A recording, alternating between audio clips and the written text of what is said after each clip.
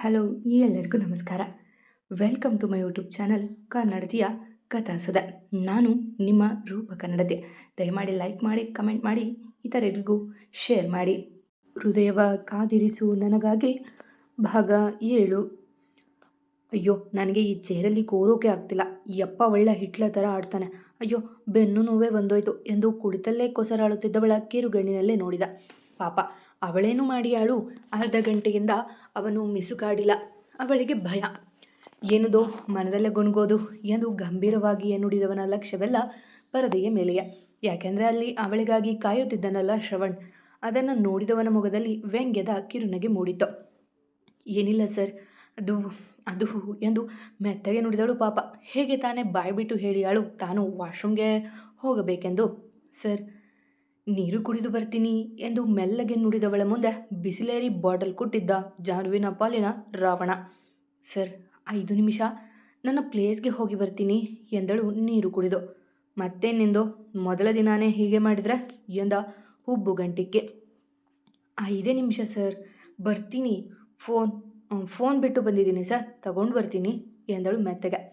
ಏನು ಹೇಳಬೇಕೋ ತೋಚದ ಇದ್ದಾಗ ಬಾಯಿಗೆ ಬಂದ ಸುಳ್ಳು ಹೇಳಿದವಳ ನೋಡಿದವ ಮರು ಮಾತನಾಡದೆ ಸರಿ 5 ನಿಮಿಷ ಎಂದಾಗ ಎದ್ದು ನಡೆದಳು ಮೆತ್ತಗೆ.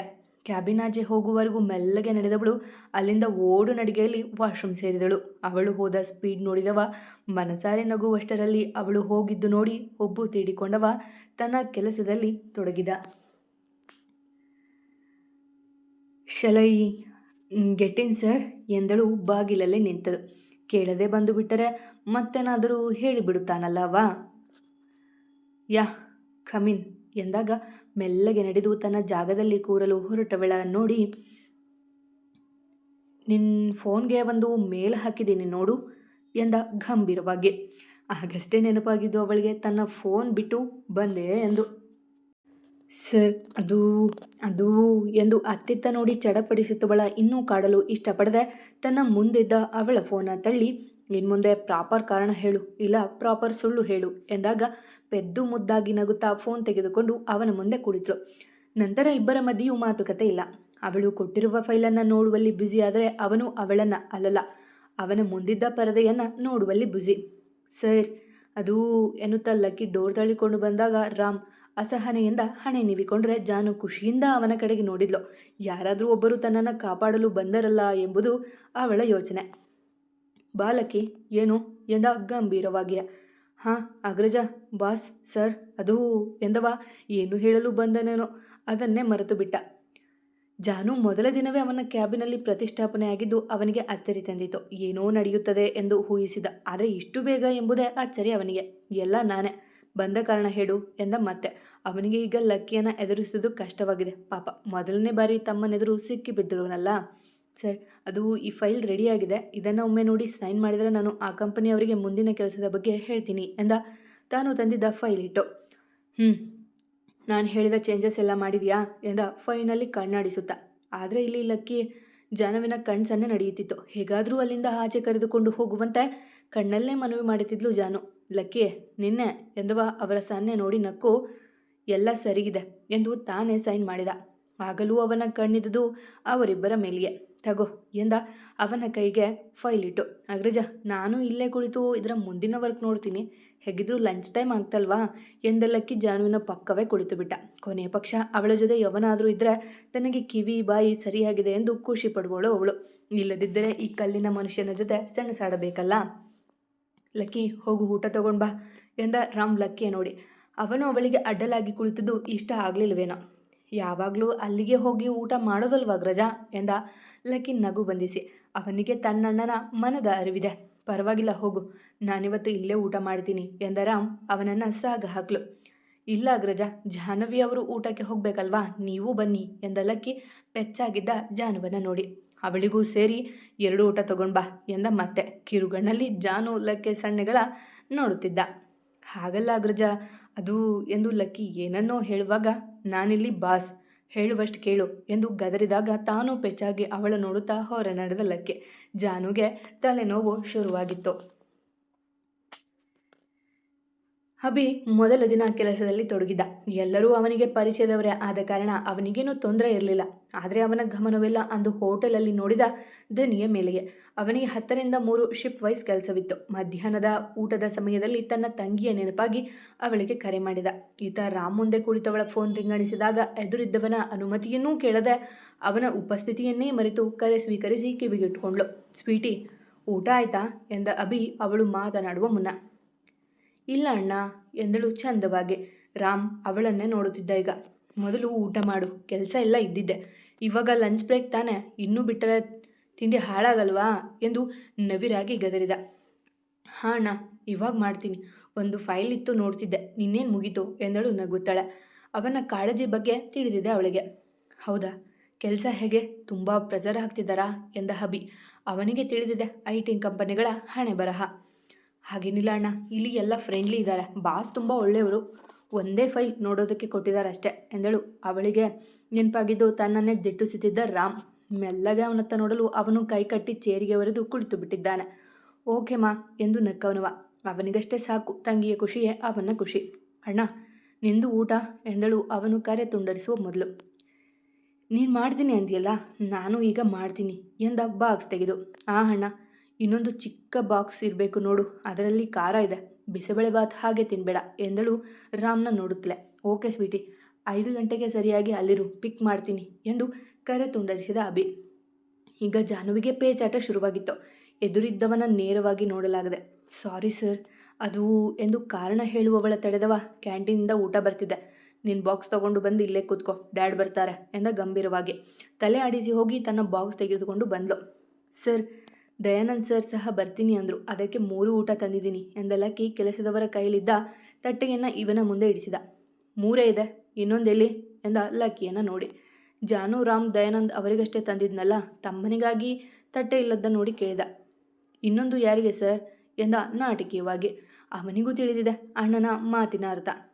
ಯಾರಿಗೆ ಅಂದರೆ, ನೀ ತಿನ್ನೋದಿಲ್ವಾ, ಹೀಗೆ ಇರ್ತೀಯಾ ಎಂದು ಗದರಿದ. ಅತಿಯಾಗಿ ಆಡುತ್ತಿದ್ದಾನಲ್ಲ ಎಂದು. ಇಲ್ಲ ಸರ್, ಬಾಸ್ ಜೊತೆ ಕೂತ್ಕೊಂಡು ಊಟ ಮಾಡೋಕ್ಕೋಗುತ್ತಾ, ನಾನಿಲ್ಲಿ ಕೆಲಸದವನು, ಕ್ಯಾಂಟೀನಲ್ಲಿ ತಿಂತೀನಿ ಎಂದ ಪೆಚ್ಚಾಗಿ. ಅವನಿಗೇನೂ ಬೇಸರವಾಗಿಲ್ಲ, ಅಣ್ಣನನ್ನು ರೇಗಿಸುತ್ತಿದ್ದನಷ್ಟೆ.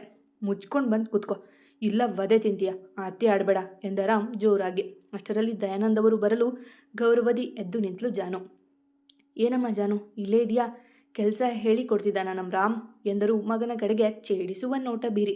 ರಾವಣ ಏನು ಹೇಳಿಕೊಡ್ತಾನೋ, ದುರ್ಗುಟ್ಟಿ ನೋಡಿದ್ಬಿಟ್ರೆ ಏನು ಗೊತ್ತಿದೆ ಇವನಿಗೆ ಎಂದು ಮನದಲ್ಲಿ ಮಣಮಣ ಅಂದವಳು. ಎಸ್ ಸರ್, ಏನೇನು ಡೌಟ್ ಇದ್ರೂ ಹೇಳ್ತಿದ್ದಾರೆ ಎಂದಳು ಕುಳಿತುಕೊಳ್ಳದೆ. ಕುತ್ಕೋ, ಊಟ ಮಾಡ್ತಾ ಮಾತಾಡೋಣ. ಮತ್ತೆ ರಾಮ್, ಶ್ರವಣ್ ಕೂಡ ಹೊಸಬ, ಅವನನ್ನು ಇಲ್ಲೇ ಕೂರಿಸ್ಕೊಂಡು ಬಿಡು, ಹೆಲ್ಪ್ ಮಾಡೋಕೆ ದಯಾನಂದ್ ಅವರು ತುಟಿ ಕಚ್ಚಿ ನಗು ಬಂಧಿಸಿ ಹೇಳಿದರು. ತಕ್ಷಣ ತಮ್ಮನ ದುರ್ಗುಟ್ಟಿ ನೋಡಿದ ರಾಮ್. ಎಲ್ಲವನ್ನೂ ಆಗಲೇ ಚುಚ್ಚಿಬಿಟ್ಟಿದ್ನಲ್ಲ. ಡ್ಯಾಡ್, ಊಟ ಮಾಡಿ, ಲಕ್ಕಿ ಕುತ್ಕೋ, ಇದರಲ್ಲಿ ಶೇರ್ ಮಾಡುವಂತೆ ಎಂದಾಗ ಲಕ್ಕಿ ಕುಳಿತ. ಲಕ್ಕಿ ಅವರೇ, ನಂದು ಊಟ ತಗೊಳ್ಳಿ, ನನ್ನ ಬಳಿ ಬಾಕ್ಸ್ ಇದೆ ಎಂದು ತನ್ನ ಬಾಕ್ಸ್ ತೋರಿಸಿ ಜಾನು ಹೇಳಲು ಮೂವರು ಮುಖ ನೋಡಿಕೊಂಡ್ರು. ಜೋರಾಗಿ ನಕ್ಕರು. ಅವರ ನಗು ಯಾಕೆಂದು ತಿಳಿಯದೆ ಎಲ್ಲರ ಮುಖ ನೋಡುತ್ತಿದ್ದವಳ ನೋಡಿದ ದಯಾನಂದ್ ಅವರು, ಇಷ್ಟು ಚಿಕ್ಕ ಬಾಕ್ಸ್ 1ನೇ ಕ್ಲಾಸ್ ಮಗು ತಗೊಂಡು ಹೋಗುತ್ತೆ, ಏನಮ್ಮ ನೀನು ಎಂದರು ಜೋರಾಗಿ. ತುಟಿ ಮರಚಿ ಅವರನ್ನೇ ನೋಡಿದಳು. ಅವಳ ಮನೆಯಲ್ಲೂ ಹೀಗೆ ರೇಗಿಸಿದ್ರಲ್ಲ. ನಾನಿಷ್ಟೇ ತಿನ್ನೋದು ಸರ್ ಎಂದಾಗ ಲಕ್ಕಿಯ ನೋಡಿದರ. ನೀನು ತಿನ್ನು, ನಾನು ಬೇರೆ ಆರ್ಡರ್ ಮಾಡ್ತೀನಿ ಎಂದು ಬೇರೆ ಊಟ ಕಳಿಸಲು ಹೇಳಿದ. 2 ನಿಮಿಷದಲ್ಲಿ ಊಟ ತಂದಿಟ್ಟು ಹೋದರು. ಇದು ಜಾಸ್ತಿ ಆಗುತ್ತೆ ಸರ್, ನನಗೆ ನಾನು 2 ಚಪಾತಿ ಅಷ್ಟೇ ತಗೋತೀನಿ ಎಂದವಳು ತನ್ನ ತಟ್ಟೆಯಲ್ಲಿದ್ದ ಅನ್ನದ ಬೌಲನ್ನು ಲಕ್ಕಿ ತಟ್ಟೆಗೆ ಇಟ್ಟು, ನಾನು ಮಾಡಿದ ಬಿಸಿಬೇಳೆಬಾತ್ ಟೇಸ್ಟ್ ಮಾಡಿ ಸರ್ ಎಂದು ದಯಾನಂದ್ ಲಕ್ಕಿ ಇಬ್ಬರ ತಟ್ಟೆಗೂ ಚೂರು ಬಡಿಸಿ ರಾಮ್ ಬಳಿ ಬಂದವಳು ಹಾಗೆ ನಿಂತಳು. ಬಡಿಸಮ್ಮ, ಅವನಿಗೆ ಬಿಸಿಬೇಳೆ ಭಾತ್ ಅಂದರೆ ತುಂಬ ಇಷ್ಟ ಎಂದು ನಕ್ಕರು ದಯಾನಂದ್. ಅವರ ಮಾತು ಕೇಳಿ ಬಾಕ್ಸ್ ಪೂರ ತಟ್ಟೆಗೆ ಬಡಿಸಲು ಜಾನು. ನಂತರ ಖಾರ ಅವನ ತಟ್ಟೆಯ ಬಳಿ ಇಟ್ಟು ಬಂದು ತಿನ್ನತೊಡಗಿದ್ಲು. ಈತ ಲಕ್ಕಿ ದಯಾನಂದ್ ಇಬ್ಬರು ಮುಸಿ ನಗುತ್ತಿದ್ರು. ಕಾರಣ ರಾಮ್ನ ಮೋಸ್ಟ್ ಹೇಟೆಸ್ಟ್ ತಿಂಡಿ ಅದು. ಜಾನು, ನಿಮ್ಮ ಮನೇಲಿ ಎಷ್ಟು ಜನ ಇರೋದು ಎಂದರು ದಯಾನಂದ್ ಅವಳ ಬಗ್ಗೆ ತಿಳಿದುಕೊಳ್ಳಲು. ನಾನು, ಅಣ್ಣ, ಅಪ್ಪ, ಅಮ್ಮ, ಅಜ್ಜಿ, ನನ್ನ ಡಾರ್ಲಿಂಗ್, ಮಾಮ, ಅತ್ತೆ ಮತ್ತು ನನ್ನ ಬ್ರೂನಿ ಎಂದಳು ಒಂದೇ ಉಸಿರಿನಲ್ಲಿ. ತಕ್ಷಣ ರಾಮ್ ಮುಖ ಬಿಗಿದುಕೊಂಡಿತ್ತು. ಅವಳು ಡಾರ್ಲಿಂಗ್ ಅಂದಿದ್ದು ರಮಣ್ಗೆಂದು ತಿಳಿದನವ. ಹೋ, ಯಾರದು ಡಾರ್ಲಿಂಗ್ ಎಂದ ಲಕ್ಕಿ ಅಣ್ಣನ ಮುಖ ನೋಡಿ. ಆಗಲೇ ದುರ್ವಾಸಮ್ಮನ ಕೋಪ ಏರಿತಲ್ಲ. ಅವಳನ್ನು ಗುರಾಯಿಸುತ್ತಲೇ ತಟ್ಟೆಯಲ್ಲಿದ್ದ ಚೂರು ಬಿಸಿಬೇಳೆಬಾತ್ ಬಾಯಿಗಿಟ್ಟುಕೊಂಡ. ಡಾರ್ಲಿಂಗ್ ಅಂದರೆ ನನ್ನ ತಾತ, ಬ್ರೂನಿ ಅಂದರೆ ನನ್ನ ಮುದ್ದು ನಾಯಿಮರಿ ಎಂದಾಗ ನೆತ್ತಿಗೆ ಹತ್ತಿ ಕೆಮ್ಮತೊಡಗಿದವನ ಮುಂದೆ ಬಾಟಲಿಟ್ಟು, ನಿಧಾನ ಅಗ್ರಜ, ಇನ್ನೂ ರಾಮಾಯಣ ಶುರುನೇ ಆಗಿಲ್ಲ ಎಂದ ಲಕ್ಕಿ. ಲಕ್ಕಿಯವರೇ, ಅದೇನು ರಾಮಾಯಣ ಅಂತೀರಾ ಎಂದಳು ಮುಗ್ಧವಾಗಿ. ನಮ್ಮಣ್ಣ ರಾಮ್ ಅಲ್ವಾ, ಅದಕ್ಕೆ ರಾಮಾಯಣ ಶುರು ಮಾಡಬೇಕು. ನಿಮ್ಮ ಕಡೆ ಸೀತೆ ಇದ್ರೆ ಹೇಳಿ ಎಂದು ಕಾಡಿದ ತಮ್ಮನ ಭುಜಕ್ಕೆ ಹೊಡೆದು, ತಿನ್ನೋವಾಗ ಮಾತಾಡಬಾರ್ದು ಅಂತ ಗೊತ್ತಿಲ್ವಾ ನಿಂಗೆ, ಸುಮ್ಮನೆ ತಿನ್ನು ಎಂದು ಗದರಿದ. ಅಲ್ಲಿಗೆ ಲಕ್ಕಿ ಜಾನು ತಲೆ ತಗ್ಗಿಸಿ ಮೆಲ್ಲಗೆ ತಿನ್ನುವಾಗ, ಮತ್ತೆ ಆ ರಾವಣ ನಿಮ್ಮನೇಲಿಲ್ವಾ ಎಂದಿದ್ದ ರಾಮ್ ಅವಳನ್ನೇ ಕಿರುಗಣ್ಣಿನಲ್ಲಿ ನೋಡುತ್ತಾ ನೆತ್ತಿಗೆ ಹತ್ತಿಸಿಕೊಳ್ಳುವ ಸರದಿ ಜಾನುವದ್ದು. ನಿಧಾನ ಜಾನು ಎಂದು ಅವಳೆದುರು ನೀರು ಇಟ್ಟರು ದಯಾನಂದ್. ತೆಗೆದುಕೊಂಡು ಕುಡಿದವಳು ಅವನನ್ನೊಮ್ಮೆ ನೋಡಿ, ರಮಣ್ ಇಲ್ಲೇ ಬೆಂಗಳೂರಲ್ಲೇ ಇರೋದು, ಅವನಿಗೆ ಹಳ್ಳಿ ಇಷ್ಟ ಇಲ್ವಂತೆ, ಅದಕ್ಕೆ ಇಲ್ಲೇ ಮನೆ ಮಾಡಿದ್ದಾನೆ ಎಂದಳು ಮೆಲ್ಲಗೆ. ಹುಬ್ಬೇರಿಸಿ ನೋಡಿದವ, ಮತ್ತೆ ನೀನು ಮದುವೆ ಆದಮೇಲೆ ಇಲ್ಲಿರೋದಿಲ್ವಾ ಎಂದ ಅವಳ ನೋಡಿ. ಕಣ್ಸಂಕುಚಿಸಿ ನೋಡಿದ್ಲು ಹುಡುಗಿ.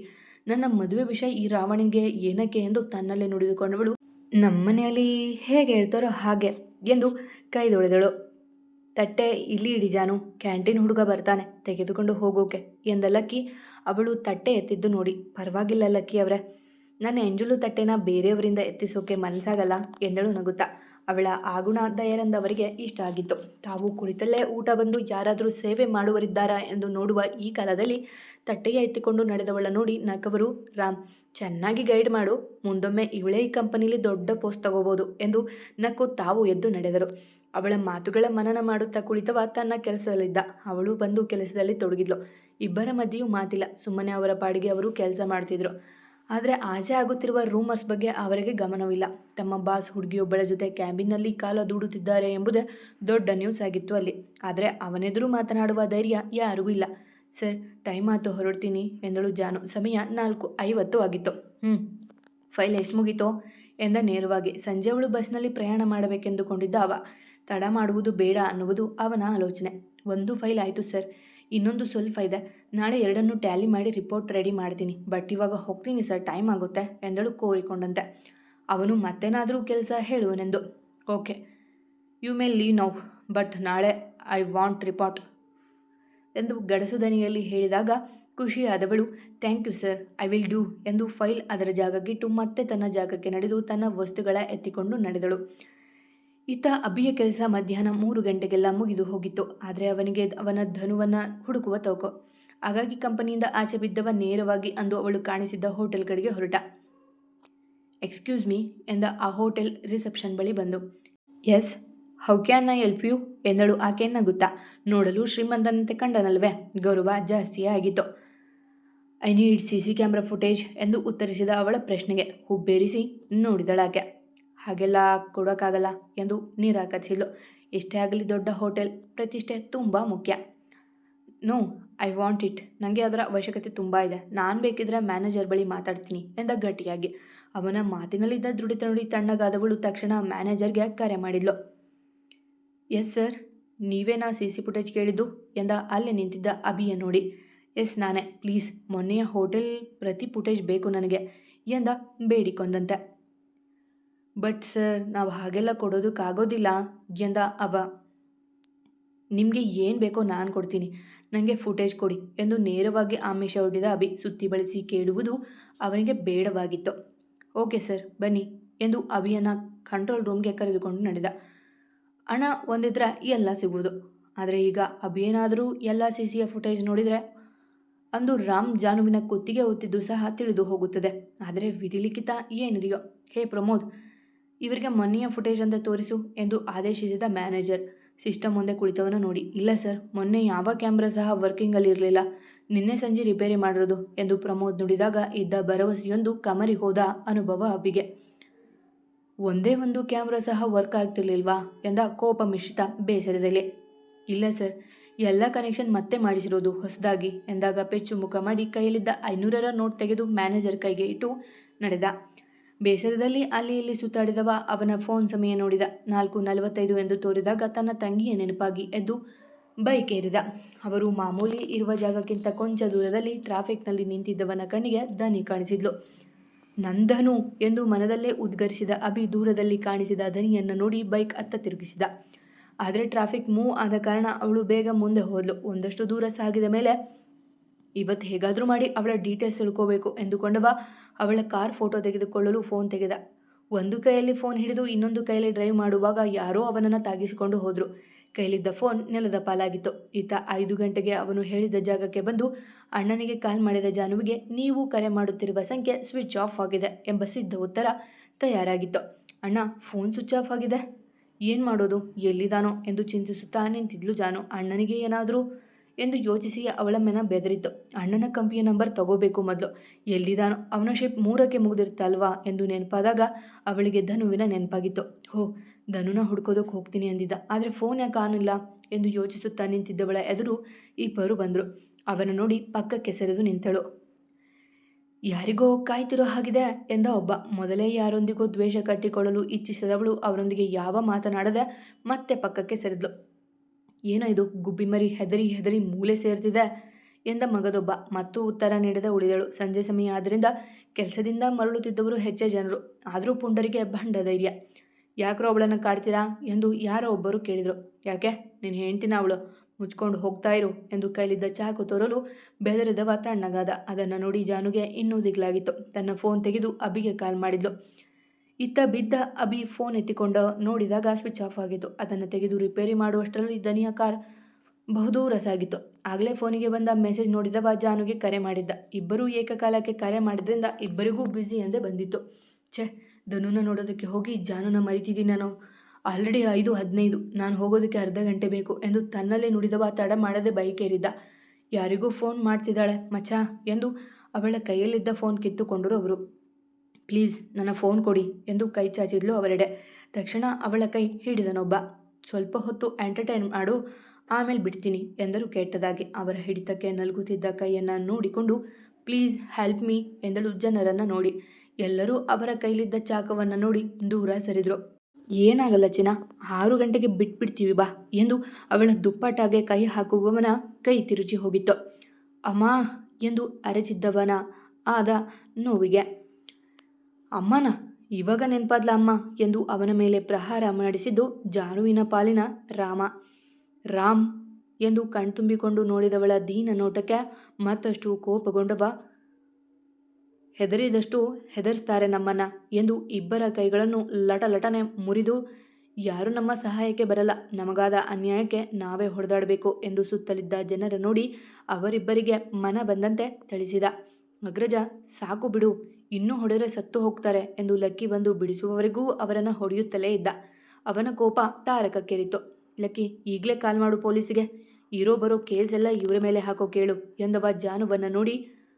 ಥ್ಯಾಂಕ್ಸ್ ರಾಮ್ ಎಂದಳು ಕಣ್ತುಂಬಿಕೊಂಡು. ಅವಳಿಗೆ ಇದೆಲ್ಲ ಹೊಸದು. ಕಾಲೇಜ್ ದಿನಗಳಲ್ಲಿ ಯಾರಾದರೂ ರೇಗಿಸಿದ್ರೆ ಅವಳಣ್ಣ ಇರುತ್ತಿದ್ದ. ನೀನೇ ಇಟ್ಕೋ ಬಾ, ಕಾರ್ ಹತ್ತೋ ಎಂದು ಮುಂದೆ ನಡೆಯುವಾಗ ಜೋರಾಗಿ ಬೈಕ್ ಶಬ್ದ ಕೇಳಿ ಅತ್ತ ನೋಡಿದ್ಲು. ಜನರ ಗುಂಪು ನೋಡಿ ಬೈಕ್ ನಿಲ್ಲಿಸಿ ಇಳಿದ ಅಭಿ. ಅಣ್ಣ ಎಂದು ಅಳುತ್ತಾ ಓಡಿದಳು ಅಭಿಯ ಕಡೆಗೆ. ಅವನು ಭಯದಿ ಅವಳ ಅಪ್ಪಿದ. ಅವಳ ಕಣ್ಣೀರು ನೋಡಿ ಏನೋ ಆಗಿದೆ ಎಂದು ಊಹಿಸಿದನವ. ಅಣ್ಣನಾ ಎಂದು ರಾಮ್ ಆಶ್ಚರ್ಯದಿಂದ ನೋಡುತ್ತಿದ್ರೆ ರಾಮ್ನನ್ನೇ ತಪ್ಪು ತಿಳಿದು ಅವರನ್ನೇ ಸುಡುವಂತೆ ನೋಡುತ್ತಿದ್ದ ಅಭಿ. ಸಮಾಧಾನ ಮಾಡ್ಕೋಬಾ, ಏನಾಗಿಲ್ಲ, ಅಣ್ಣ ಬಂದಾಯ್ತಲ್ವಾ ಎಂದು ಅವಳಿಗೆ ಸಮಾಧಾನ ಮಾಡುತ್ತಲೇ ಇದ್ದ. ಯಾಕೆ ಸ್ವೀಟಿ, ಏನಾಯಿತು, ಯಾರೇನು ಮಾಡಿದ್ರು ಎಂದ ಭಯದಿ ನಡುಗುತ್ತಿದ್ದವಳ ಬೆಂತಳುವೆ. ಅವಳಿಗೂ ಸಾಂತ್ವನ ಬೇಕಿತ್ತು. ಗುಬ್ಬಿ ಮರಿಗಿಂತ ಅವನ ಅಪ್ಪಿದವಳು ಒಂಚೂರು ತಲೆ ಎತ್ತಿ ಅವರು ರೇಗಿಸಿದ್ರು ಅಣ್ಣ ಎಂದು ಬಸ್ ಸ್ಟಾಪಿನಲ್ಲಿ ನಿಂತಿದ್ದವರ ಕೈ ತೋರಿ. ಆದರೆ ಅಭಿ ನೋಡಿದ್ದು ಮಾತ್ರ ರಾಮ್ನನ್ನ. ಅವನು ತೊಟ್ಟಿರುವ ಬಟ್ಟೆಯನ್ನು ಗಮನಿಸಿದವ ಅವನು ದೊಡ್ಡ ಕಂಪನಿಯವ ಎಂದು ತಿಳಿತಿತ್ತು. ಆದರೆ ಅವನ ತಂಗಿನ ಮೇಲಿನ ಪ್ರೀತಿಯಿಂದ ರಾಮ್ನನ್ನೇ ಸುಡುವಂತ ನೋಡುತ್ತಿದ್ದ. ಇವನ್ಯಾಕೆ ನನ್ನ ಈ ರೀತಿ ನೋಡ್ತಿದ್ದಾನೆ ಎಂದು ತನ್ನಲ್ಲೇ ನುಡಿದುಕೊಂಡ ರಾಮ್ ಅಲ್ಲಿಂದ ಸರಿಯಲು ನೋಡಿದಾಗ 1 ನಿಮಿಷ ಸ್ವೀಟಿ ಎಂದು ತಂಗಿಯನ್ನು ಬದಿಗೆ ಸರಿಸಿ ರಾಮ್ನತ್ತ ಸಾಗಿದ್ದ. ಅವನು ಬಿರುಸಿನಿಂದ ಹೊರಟಿದ್ದು ನೋಡಿದ ಜಾನು ಸಹ ಧನ್ಯವಾದ ಹೇಳಲು ಹೊರಟಿದ್ದಾನೆಂದು ನೋಡುವಷ್ಟರಲ್ಲಿ, ಬಾಸ್ಟರ್ಡ್, ಎಷ್ಟೋ ಧೈರ್ಯ ನಿಂಗೆ, ನನ್ನ ತಂಗಿನ ರೇಗಿಸ್ತೀಯಾ ಎಂದು ರಾಮ್ನ ಕೊರಳಪಟ್ಟಿ ಹಿಡಿದು ಬಿಟ್ಟಿದ್ದ ಅಭಿಮನ್ಯು. ಮತ್ತೆ ಸಿಗುವ. ಕತೆ ಇಷ್ಟ ಆಗಿದ್ದರೆ ಕಮೆಂಟ್ ಹಾಕಿ, ಜಾಸ್ತಿ ಇಷ್ಟ ಆದರೆ ಸಬ್ಸ್ಕ್ರೈಬ್ ಮಾಡ್ಕೊಳ್ಳಿ. ಎಂದಿನಂತೆ ನಿಮ್ಮ ಪ್ರೀತಿ, ಕಮೆಂಟ್, ಪ್ರೋತ್ಸಾಹದ ನಿರೀಕ್ಷೆಯಲ್ಲಿ ನಾನು ನಿಮ್ಮ ರೂಪಕ ನಡತಿ. ಪ್ರೀತಿಯಿಂದ ಕತೆ ಕೇಳಿ ಪ್ರೋತ್ಸಾಹ ಕೊಡ್ತಿರೋ ಪ್ರತಿಯೊಬ್ಬರಿಗೂ ನನ್ನ ತುಂಬು ಹೃದಯದ ಧನ್ಯವಾದಗಳು. ಹೀಗೆ ಪ್ರೋತ್ಸಾಹ ನೀಡ್ತಾ ಇರಿ ಆಯಿತಾ.